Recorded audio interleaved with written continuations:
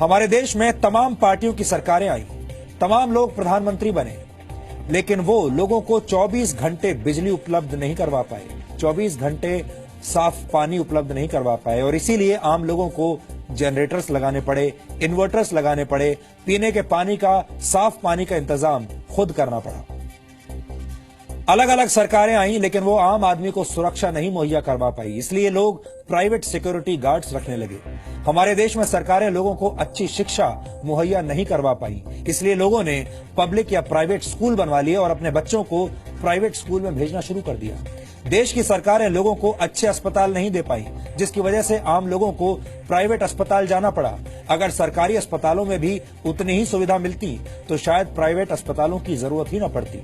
America में कई ऐसी जगहें हैं जहां प्राइवेट अस्पताल होते ही नहीं, वहां सरकारी अस्पताल इतने सक्षम हैं कि किसी और की जरूरत पड़ती ही नहीं है।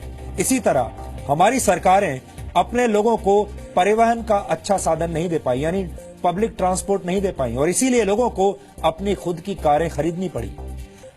आपके लिए समझना भी जरूरी है कि हमारे देश में एक टैक्स पेयर जब अपनी नौकरी से रिटायर होता है, एक आम आदमी, मध्यम वर्ग का आदमी जब रिटायर होता है और जब अपना जीवन चलाने के लिए उसे सबसे ज्यादा पैसों की जरूरत होती है, तो उसे बदले में सरकार से क्या मिलता है? हम बड़े दुख के साथ आज ये आपको बता रहे हैं कि पिछले 70 वर्षों में हमारे देश की सरकारें टैक्स चुकाने वाले आम आदमी को सामाजिक सुरक्षा भी ठीक से नहीं दे पाई।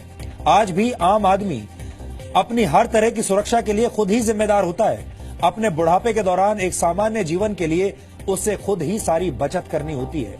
आम आदमी इस उम्मीद से टैक्स देता है कि टैक्स के रूप में दिए गए पैसे से उसका भला होगा और सरकार किसी न किसी रूप में उसे सीधा फायदा पहुंचाएगी, लेकिन ऐसा होता नहीं है।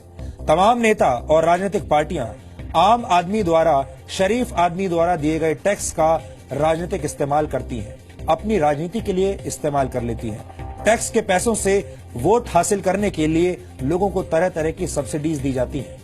मुफ्त के टेलीविजन बांटे जाते हैं, लैपटॉप्स बांटे जाते हैं, मोबाइल फोन या कोई और ऐसी योजनाएं लॉन्च की जाती हैं ताकि तुष्टीकरण की राजनीति की जा सके और उसके जरिए वोट खरीदे जा सके। आपको जानकर हैरानी होगी कि भारत में सिर्फ 4% लोग ही सरकार को इनकम टैक्स चुकाते हैं। जी हां, सिर्फ 4% लोग भारत में इनकम टैक्स देते हैं, बाकी के 96% लोग इनकम टैक्स नहीं देते।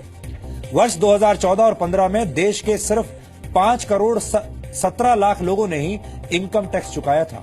इतने बड़े देश में सोचिए, सिर्फ 5 करोड़ 17 लाख लोगों ने इनकम टैक्स दिया था और टैक्स कलेक्शन था 2,66,000 करोड़ रुपए, जबकि वर्ष 2015 और 16 का टैक्स कलेक्शन 2,87,000 करोड़ रुपए रहा।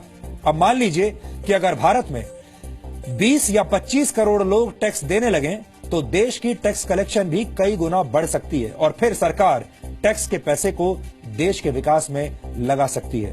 सिर्फ गारंटी इस बात की चाहिए कि सरकार ईमानदारी से इस टैक्स को टैक्स देने वाले लोगों पर ही खर्च करे, उनकी जिंदगी को सुधारने में खर्च करे। अमेरिका में 32 करोड़ की आबादी में से 14.5 करोड़ नागरिक अपना इनकम टैक्स चुकाते हैं, जबकि ऑस्ट्रेलिया की आबादी करीब 2 करोड़ 30 लाख है और इस आबादी में से 1 करोड़ 30 लाख लोग ईमानदारी से सरकार को अपना टैक्स देते हैं, यानी ऑस्ट्रेलिया की आधी से ज्यादा आबादी टैक्स देती है। यहाँ आपके लिए यह समझना भी जरूरी है कि अमेरिका जैसे देशों में सरकारें कैसे अपने नागरिकों का ख्याल रखती हैं और उन्हें पूरी सामाजिक सुरक्षा देती है। अमेरिका में सरकार लोगों की सामाजिक सुरक्षा पर अपने रक्षा बजट से भी ज्यादा पैसा खर्च करती है।